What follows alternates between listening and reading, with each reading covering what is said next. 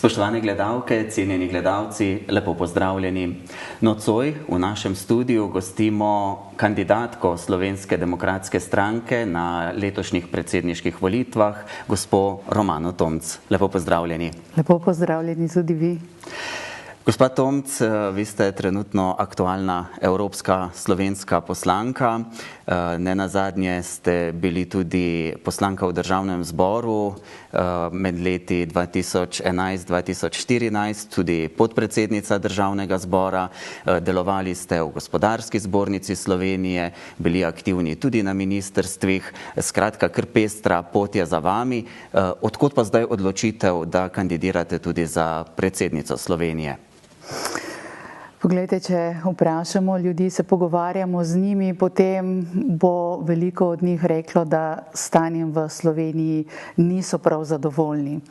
In seveda politika je ena izmed tistih sfer v življenju, ki zelo vpliva na to, kakšno je stanje v državi, in ravno nad politiko ljudje niso zadovoljni. Seveda kandidiram potem zato, ker želim to spremeniti, ker tudi jaz želim spremembe. In nisem ena izmed tistih, ki bi se samo pritoževala nad tem, da je stanje slabo, ampak sem tudi tista, ki sem pripravljena vložiti svojo energijo, svoje znanje, vse svoje moči za to, da naredi neke spremembe. Sem aktivna v tej igri oziroma vlogi in želim po svojih močeh, navedli ste že nekaj mojih preteklih poklicnih izkušenj, ki niso tako majhne, in želim vse to znanje, vse te vrednote, ki jih imam, prenesti tudi v predsedniško funkcijo in seveda delati za ljudi. Govorite o spremembah, v čem boste potem boljši od vaših predhodnikov, če boste izvoljeni? Vsekakor bom najbrž drugačna v tem, da bom bolj delala na tem, da mi je pomembna vsebina.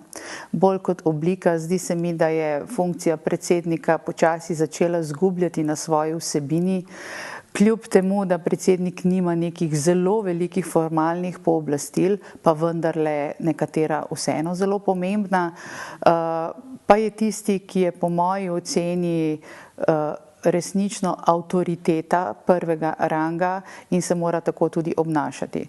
Nimamo samo lepih časov v življenju, tudi slabši časi pridajo in predsednika države oziroma predsednico države ljudje potrebujejo predvsem takrat. Na tistem mestu mora biti neka zaupanja vredna oseba, ki ima avtoriteto, da ji ljudje zaupajo, verjamejo in so ji pripravljeni tudi slediti. Omenili ste že, da so pristojnosti predsednika države omejene. Katera njegova vloga pa je po vaši oceni najpomembnejša? Katera je tista, ki izstopa? Tista, ki ni formalno opredeljena, ne v ustavi, ne v nobenem zakonu. Predsednik države je seveda tudi vrhovni poveljnik vojaških sil, podpisuje zakone, imenuje veleposlanike,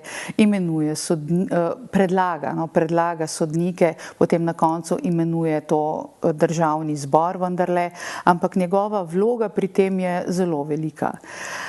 Kljub vsemu pa menim, da tista avtoriteta, ki pa je izven teh formalnih funkcij, ki jih ima, je pa njegova najpomembnejša vloga. Poglejte, danes politika deluje tako, da imajo ljudje ne samo občutek, ampak to je tudi res, da je med seboj skregana. Skregana v tem smislu, da ni sposobna sprejemati skupnih odločitev. Ni sposobna sprejemati dejstva, da včasih imajo tudi tisti, ki niso iz iste politične opcije, dobre rešitve in ni sposobna teh dobrih rešitev sprejeti. Moje vodilo je, tudi moj slogan je spoštovanje in sodelovanje. Jaz mislim, da tega v Sloveniji resnično primanjkuje in zato je Slovenija v krču, zato ne moremo naprej, zato ker se nekako obtožujemo drug drugega, kdo je za kaj kriv.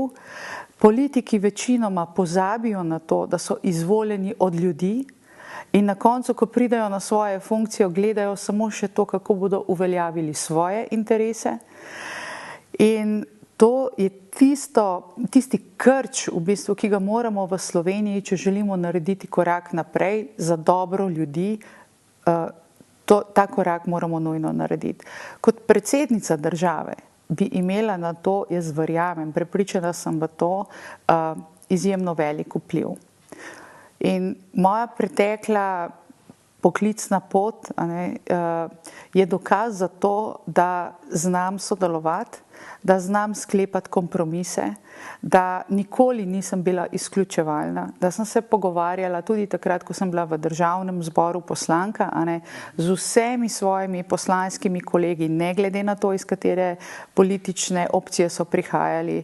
In verjetno, če bi bili danes tukaj z nama, bi vam lahko potrdili, da sem resnično človek, s katerim se da doseči neke skupne rešitve.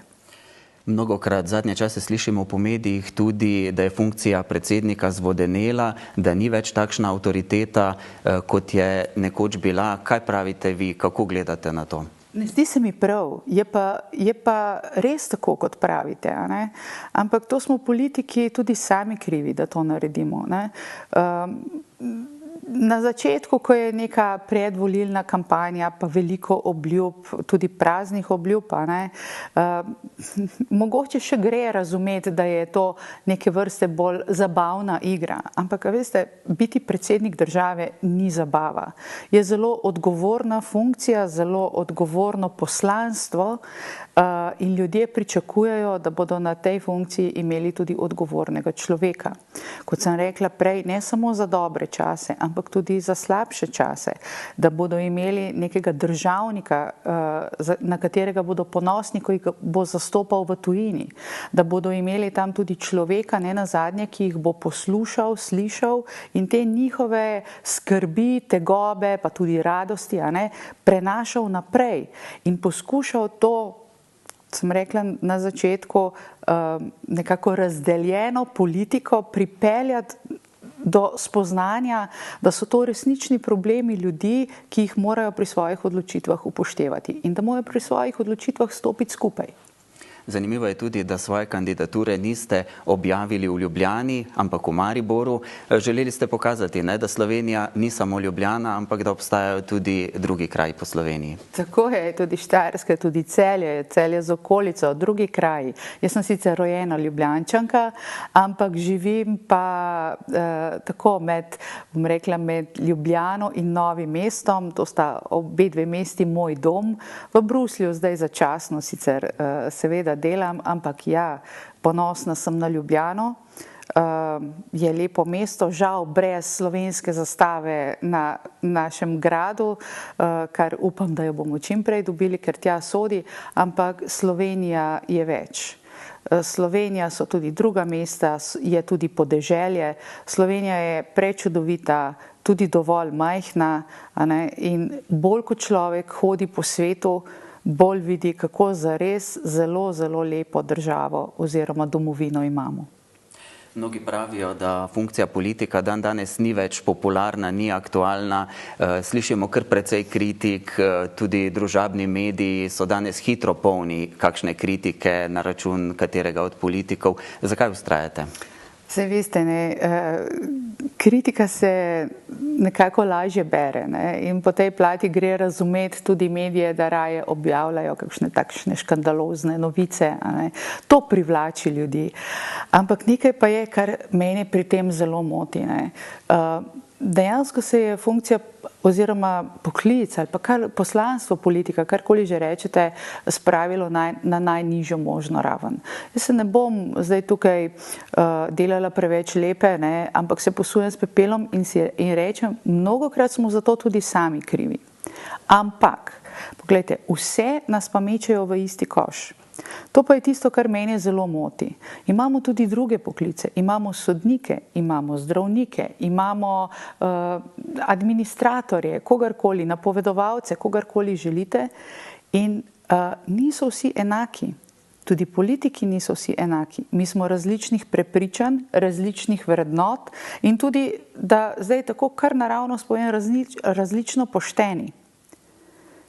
Mene zelo moti, ko me kot politika nekako mečejo v isti koš s tistimi politiki, s katerimi jaz sploh nočem biti v istem košu. Kajti zame niso dobri ljudje, so naredili v življenju marsikaj narobe in jaz mislim, da bi morali za svoje dejanja tudi odgovarjati. Zato pravim, kar imate povedati meni, da sem naredila tudi kaj narobe, sprejmem to kritiko in to odgovornost, vendar ne soditi vse vprek, nismo vsi politiki enaki. In vztrajam, zato, to je eno izmed vprašanj, ki je recimo moja najboljša prijateljica tudi sem pa tja, pravi, pa kaj ti še vendarle vztrajaš? In potem je moj odgovor, ja pa poglej, če bi še taki šli z politike, kot sem jaz, potem bi bilo pa še slabše. No, tudi ob predstavitvi svoje kandidature ste dejali, da ne boste veliko obljubljali, ampak da boste trdno stali za tistimi obljubami, ki pa jih boste dali. Nimam rada nedokončanih nalog in nimam rada praznih obljub. In kar vejo ljudje, ki so delali z mano, da držim besedo. Želim tudi, da tisti, ki so dali besedo, meni držijo besedo. Sem pozorna na to, sem pripravljena zelo veliko energije vložiti, da stvari dokončam. In zavedam se tudi tega, da je zelo lahko obljubljati kar vse vprek, da je to zelo všečno. Veste, da najlažje bi bilo, da zdaj v tej funkciji, v kateri nastopam ljudem, Slovencem, Slovenkam, državljanom, državljankam, obljubim vse mogoče. Raj na zemlji, da se bosta cedila med in mleko. Ampak tega žal ne morem, ker nimam čarobne paličice. Obljubim pa lahko vseeno veliko. In če bo tisto, kar obljubljam, to je, da bo po koncu mojega mandata v slovenski politiki več spoštovanja in sodelovanja, ker bom pripeljala skupaj te sile, ki se sedaj odbijajo druga od druge, jaz mislim, da je to že veliko. Seveda pa to še ni vse. Recimo, da je to samo nekak tak povzetek mojega sicer nekega programa, ki stoji tukaj v ozadju. Čeprav roko na srce, jaz zelo dobro poznam posebej socialno okolje, ker sem delala na Ministrstvu za delo, bila sem direktorica direktorata za pokojnine, za delovna razmerja, za socialne zadeve. To mi je res, ta problematika mi je izjemno poznana. Po stroki sem pa ekonomistka in moja v bistvu prva poklicna pot se je začela z davki, tako da se tudi na proračun in finance zelo dobro spoznam. Pa še na kakšne druge stvari, recimo problematiko mladih, sem bila direktorica sklada za štipendije in mi je zelo poznano vse to, kar se dogaja glede odseljevanja mladih v tujino in tako naprej. Če zdaj pripeljem zgodbo malce nazaj, vse to poznam, ampak vendarle ne kandidiram za predsednico vlade, da bi predložila svojim volivkam in volivcem nek gospodarski program, čeprav ga imam zelo dobro v glavi. Ampak to je zelo pomembno, da jaz vse te stvari poznam. Ker če te stvari poznam, potem bom najbrž bolje razumela, tudi ljudi, in znala tudi bolje povedati tistim politikom, ki pritiskajo na gumbe, kakšne so resnične težave. In ja, mislim, da bi se moral predsednik države, oziroma jaz bi se kot predsednica države ukvarjala tudi s tem, bila bi kar veliko bolj proaktivna, kot recimo je to v navadi od nekega predsednika države. In če dava en problem recimo tukaj na mizo, stanje glede pokojninskega sistema v naši državi ni prav nič kaj rožnato. Zelo bi nas moralo skrbeti, pa glede zdravstva, pa glede pravne države. Veste, to so neke splošne zadeve in jaz bi pozvala vse politike, da pridejo na pogovor, da jim predstavim, kaj jaz mislim, da jih slišim, kaj oni mislijo in pa predvsem, da rečemo, poglejte, mi moramo tukaj narediti korak naprej. Vi ste tisti, zmenite se in gremo dalje. Tako jaz vidim to aktivno vlogo predsednika, ki ni nujno, da se oglaša na čisto vsako malenkost. Čeprav je prav, da ima mnenje o vsem, ampak o teh pomembnih stvarih ali pa o pomembnih stvarih, ki se dotikajo stisk ljudi. Veste, ljudje v naši državi so nekateri v res velikih stiskah in materialnih in tudi sicer, pa jaz mislim, da se premalo slišijo. Da pa ne rečemo, da je velika vloga predsednika države tudi izven naših meja, to se pravi predstavlja našo državo tudi v tujini. In to, kar se nam recimo zdaj dogaja, ti vsi, bom rekla, ponesrečeni poizkusi slovenske diplomacije, kako reševati zdaj ta arbitražno odločitev oziroma uveljavitev arbitražne odločbe, no tukaj se mi pa zdi, da mi delamo eno napako za drugo, no, in mislim, da bi morala beseda predsednika tukaj resnično nekaj tudi veljati v tem smislu, da tem vsem diplomatom, ministrom, ki se ukvarjajo z zunanjo diplomacijo oziroma politiko, reče, da moramo pa tudi tukaj imeti neko enotno stališče in se ne sramotiti tako, kot se zdaj sramotimo z raznimi medijskimi nastopi. Prej ste rekli, da se mora predsednik odzvati v določenih situacijah. Na aktualnega predsednika Boruta Pahorja včasih letijo očitki, da se na določena vsebinska vprašanja pa vendarle ni odzval, pa bi se moral. Ne, ni se odzval. Se je velikokrat odzval na kakšna, rekla, manj pomembna področja, velikokrat tudi se udeležil raznih takšnih malo bolj sproščenih, športnih, maturantskih in podobnih srečanj, ampak poglejte, mi imamo v tem hipu, sem že omenjala pokojninski, zdravstveni, pravosodni problem, ampak imamo pa tudi težave v Novi Ljubljanski banki, recimo. Imamo težave še marsikje druge, ampak gledajte, Nova Ljubljanska banka je v zadnjem času odkrit, čeprav izvira že kar iz preteklosti, ampak odkrit pač primer kriminala brez primerjave v novejši ekonomski, zgodovini Slovenije. Tukaj so se res grozne stvari dogajale, pranje denarja z Irana, v nemajhnih vsotah, milijarda evrov se je tukaj prelila. In poglejte, nihče se ne oglasi. Vsi so pozabili, kaj se je dogajalo. Če to ne bi bilo slučajno, ampak res slučajno odkrito, ljudje sploh ne bi vedeli, da se je takšen kriminal dogajal. In jaz mislim, da bi moral predsednik države stopiti pred državljane in državljanke in reči, poslušajte, takole pa v naši državi ne moremo naprej. To se pa ne sme dogajati. In nekako, veste, sej ne more, on ne more biti, jaz ne bom mogla biti roka pravice. Lahko sem pa glas pravice. In ta glas mora biti zelo močan in zelo odločen. In recimo to je že eden izmed primerov, kjer sem pogrešala predsednika, da bi se oglasil. Glede na to, da ste delali, kot ste sami omenili, na različnih funkcijah, da poznate pravzaprav različne, da ne rečem, sloje ljudi, tako mlade, starejše, podjetnike. Skratka, lahko rečete, da boste zastopali praktično vsakega izmed njih. Z gotovostjo lahko to trdim.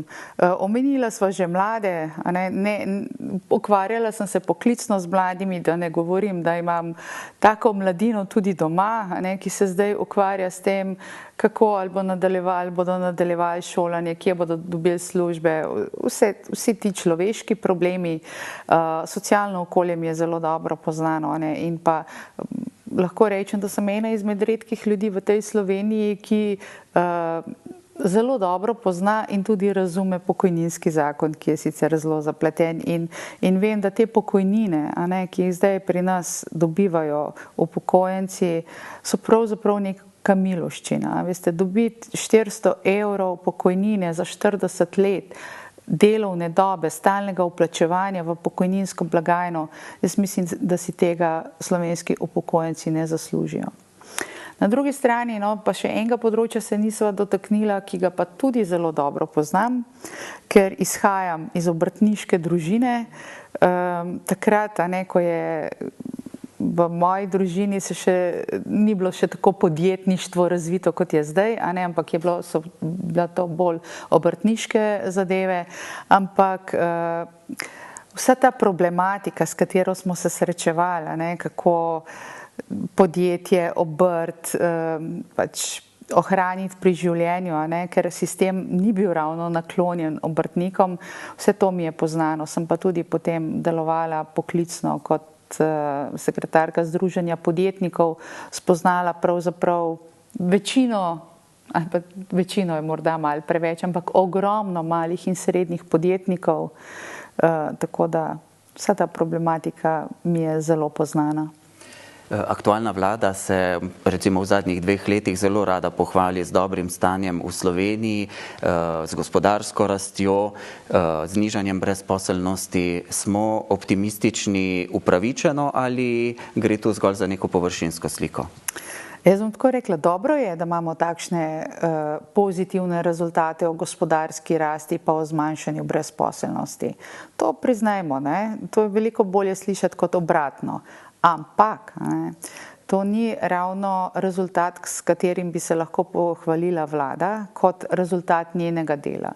To je rezultat splošno ugodnih gospodarskih okoliščin v celi Evropi in Slovenija, kot veste, je kar zelo izvozno usmerjena država, naši podjetniki veliko delajo s tujino, izvažajo in če gre Nemčiji, Franciji, Italiji pa drugim državam dobro, potem lahko oni veliko izvažajo, ker veliko izvažajo, tudi veliko zaslužijo, veliko prihodkov pride tudi v državno blagajno in seveda se to kolesje začne obračati.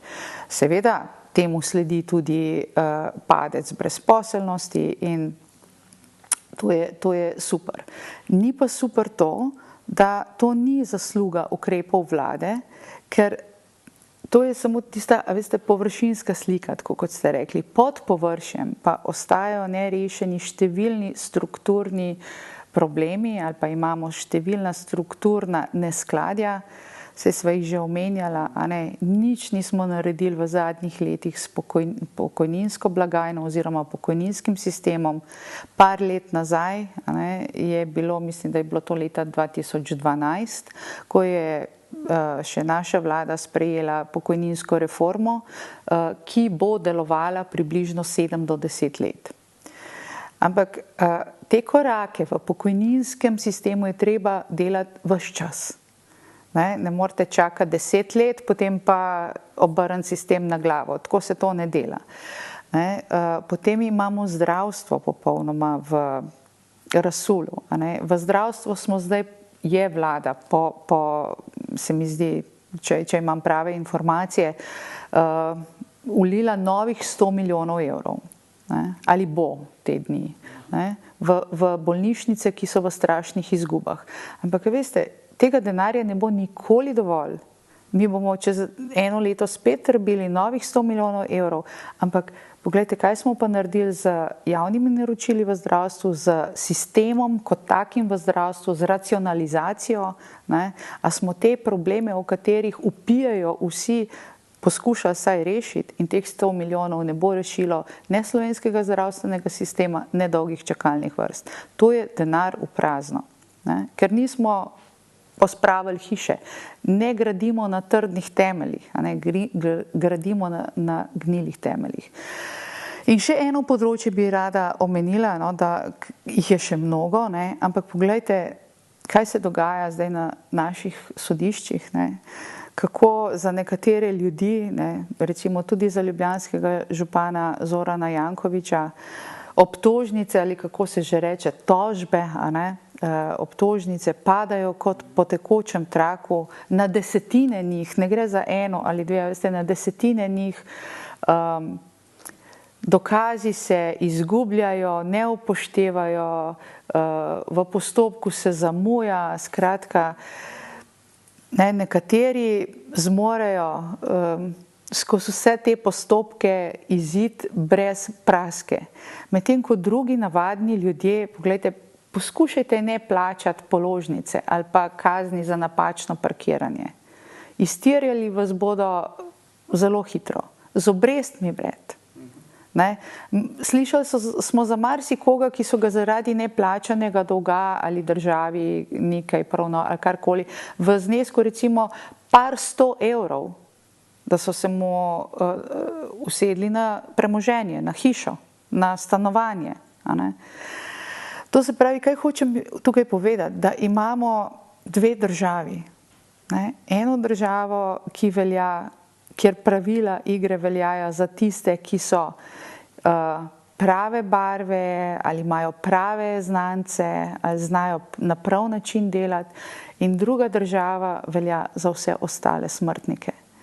To se mi ne zdi prav. Ne samo, da se mi ne zdi prav, to je katastrofa v naši državi. No, tudi v Evropskem parlamentu vas cenijo kot zavzeto in kompetentno poslanko, ki odpira prava vprašanja. Ena takšnih je tudi pobuda za zaposlovanje mladih. Ta že kaže rezultate. Ja, kaže rezultate. Pobuda za zaposlovanje mladih, zelo na hitro, če povem, je nek program Evropske unije, Evropske komisije, s katerim želi oziroma je želela pomagati pri ukvarjanju z brezposelnostjo mladih. Evropa se je zavedala, da je brezposelnost mladih zelo velik problem in je zato namenila tudi zelo veliko denarja, 2-3 leta nazaj. Ampak zdaj pa moja naloga, ker sem poročevalka za to, ker je to pomemben program in so meni zaupali poročanje o teh zadevah, si štejem to veliko čast, da pogledamo, če se je ta denar porabljal učinkovito. In ravno kar zdaj malce stoji na strani, moram reči, ampak zaključujem, ker so tudi določeni roki, sodelavke mi pri tem pomagajo s poročilom, ki kaže, tako bom rekla, pošteno mešane rezultate. Ta denar, ki je bil namenjen za zaposlovanje mladih, je pomagal in je bil tudi dobro uporabljen, ampak lahko bi bil pa še bolj učinkovito. Sem pa tja se je zgodilo, da smo ugotovili, da se sploh ne ve, zakaj je bil ta denar porabljen, in skratka še ene par stvari bo treba popraviti. Mogoče še ob koncu najinega pogovora malo preveriva, kakšna pa je Romana Tomc, ko ni v službi, privatno, kaj radi počnete, kaj je tisto, kar vas navdušuje? 1000 stvari me navdušuje.